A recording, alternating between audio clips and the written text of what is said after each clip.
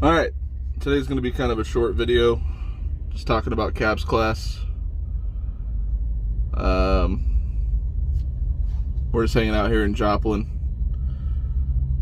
Next video, after tomorrow's vlog, will probably be a review on Landstar and stuff like that. But anyway, maybe the truck, I don't know. But today, we're going to be talking about cabs class. Not much to talk about. Like I said in the previous videos, it's basically the same thing that you went through in orientation. Minus the hazmat tests. A lot of you guys are probably looking this video up, trying to figure out if you got to retake the test or not. The test is done every 3 years after the date that you went through orientation and completed the hazmat test on Landstar's side. So there's no test on your, 120-day cabs class after 120 days. So that's one thing. They do go over hazmat. The first part of the day from 8 to 12 is all safety, basically. You go into the class, they want you to get there at like 7:45 or whatever, but it starts at 8. You go to lunch at noon. At 8, you fill out a paper just to kind of, like, I guess, give them a paper trail of, hey, this driver was here, he completed it, blah, blah, blah. Follow the instructions, because a few guys filled it out incorrectly and had to redo it all over again. So, fill it out correctly. Follow the instructions. And then they started going over safe driving procedures and stuff like that. What to look for. It's the same initial safety class that you go through at every company, really. Slow down when conditions are bad and keep a safe following distance. What are your outs? Landstar's infamous drive for 5 thing. If you don't know what that is, you can go look that up. But it's basically pretend that every car around you, if there's 4 cars around you, you know, one in front, one on both sides, and one in the rear, you drive for all of them and yourself, pretending that they're your family that are driving next to you. But that's the initial kind of thought of it. Basically, don't drive like an asshole or aggressively or any of that stuff. Then they go over the hazmat. Basically, what kind of tape you can and cannot use on the placards and what the placards should look like. And I don't know how people still screw it up, but how to put the placards on to where they're facing upright. I don't haul hazmat. Like, I don't really want to get into it because I just don't have an interest in it. I'm making good enough money with the regular tires or, you know, whatever else I haul. Basic household goods, all that stuff. I make the same amount. A lot of the hazmat loads, yeah, I could go and negotiate, but by the time I'm done trying to negotiate with the agent, that load's probably already gone because he's pulling it off of the DAT board. So, I don't really see a point. But, yeah, then they go over hazmat. Then a few other things. Like I said, it's like the same things as an orientation. And then you go to lunch at noon, come back at 1. This is Fort Worth, by the way. They might do it differently at the other locations. They might have it set up a little bit differently or whatever. But at the Fort Worth location, which is where I did my cabs class, then you come back at 1 and you go over the business side. She'll go over a lot of the business aspects within trucking and stuff, where to go to do your taxes. She'll show you more links or whatnot on Landstar Online on where you can go to, you know, get more information for your taxes, Also tells you about different providers like ATBS. I'm not going to go through them. A lot of drivers do. Some like it, some hate it. It's with everything out here in the trucking industry. Some people are going to be, oh my God, it's the greatest thing on earth. And then other drivers are going to say, that's a pile of shit. They're just taking your money.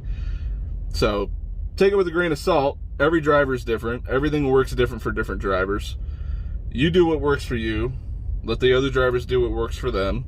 Sure, you could take some tips from them and learn a bit about how they do their operation. Take the things that you like out of theirs and implement it into yours, kind of thing. But yeah, she'll go over like ATBS. She'll give you an entire piece of paper of links that you can go to, like LCAP and stuff like that for tires. A camera system, like I'm going to be getting it at some point. There's already a camera system on here, but I want my own personal one. It's by Falcon Electronics. It's the one that points outwards towards the front and then the 2 down the side. Or you can, I think it's up to 8 cameras you can add. So you can have 2 on the mirrors facing forward, 2 on the mirrors facing backwards, 2 on the back for some reason, 1 in the front, whatever you want to do. But you can have up to 8 cameras. The reason why I'm saying that is Falcon Electronics actually offers a discount to Landstar BCOs. And last I checked, it was like 16% off, which isn't a bad discount, considering the price of their equipment. I think the last time I checked, it was like $800, something for a 4-camera or a 3-camera system and a DVR thing. So, if you guys are looking more into that side of it for the cameras and stuff, I'll point you into the direction of Johnson's Logic video. He goes over the camera system a little bit more. He actually bought one. I'm pretty sure it's the Falcon Electronics system. I'm not sure if he bought a different one. I don't think he did. I think he bought that one. But he has his LCD display, his 10-inch display right above his head here, so he can, it helps you with your blind spots or whatnot. When you're backing in, if you're blindside backing, you can look in the monitor instead of out the mirror and actually see down the full side scope of your trailer and out a little bit further and stuff. Anyway, enough on the camera system. And then they give you links to where to go get your 2290, and a bunch of other stuff, just business stuff. And then she goes over like lane match and agent codes that she recommends, that she's gotten good feedback from different BCOs and stuff like that. Obviously, they're probably really hard to get because she probably talks about it every single day, and probably the same exact agent codes, so they're probably taken. But I think there's been a couple postings that I've seen from the agent list that she gave us, but nothing in the area that I kind of run. But anyway, yeah, she goes over that. Obviously, you can ask questions and stuff like that and have, you know, a conversation. Sometimes she'll tell you to wait to ask the question so she can get through the entire slide or whatever you want to call it, because she's trying to stick to a schedule. So she might cut the question short or whatever. But I don't know. It did teach me a couple things. Like lane match, I haven't really used a whole lot.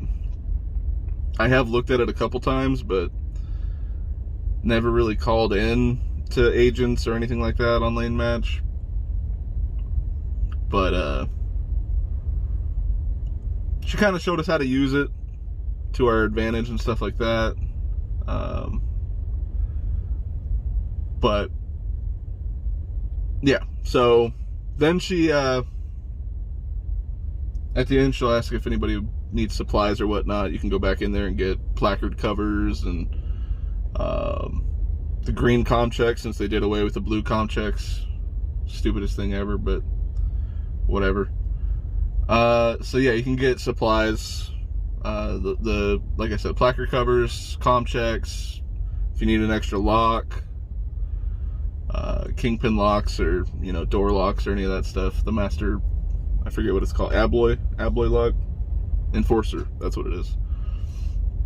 The enforcer locks. And then yeah, at 5 you're let go. I think we were let go a little bit early, but didn't get out of there until about 5 because I went in for a couple more supplies. Also, like, if you don't have an 8-day log or a paper log book, I recommend you pick one of those up while you're there. Don't use the ones that you went through with the orientation if you've already used them, because they're no good anymore. You need to go get another paper log book, because once you write in it, that month, that entire month, doesn't matter if you did it on the 17th, that entire month of, we'll say February, is used now. You can't do, oh, February 17th I did this, and then skip 5 days, and then, oh, I did this. I mean, you could, but here's a better example. Say it's the 27th, or we'll say the 31st. It's the 31st, and you write February 31st, and you do your daily logbook or whatnot, and then the next day it flips over to the next month, and you need to use it again. You can't use that same logbook. You got to go to a new one. So just keep that in mind. So if you do need extra ones, get them while you're there. What else? I think that's about it. Was it a waste of time? Yeah, kinda. I did learn a couple things, like I said. But yeah, that's about it. If you guys have any other questions or anything like that about cabs class, go ahead and leave it down below, or you can go over and check out the Discord with the link provided in the description. But yeah, waste of time. I probably could have made, or I know I could have made money. I could have made money instead of going to that class. So, unfortunately, it's mandatory. You have to go to it, or they'll put you on hold. But it is what it is. Just get it out of the way, get it done. Maybe you're wanting to take your truck in to do an oil change or something like that, or get a little bit of work done. Go get that done while you're going to class or something like that. Might work out for the best. But yeah. Anyway, that's cabs class. That's my review of it. Kind of a waste of time, but it is what it is. It's also repetitive. It's everything you already heard in orientation. It's everything you've already heard at any other company that you've been with, basically, if you've been a lease op or an owner op for another company. It's pretty much all the same. But we're at 15 minutes. I'm going to leave it there. If you guys would like, go check out all the videos that I leave on the screen. And we'll catch you guys on the next one. Later.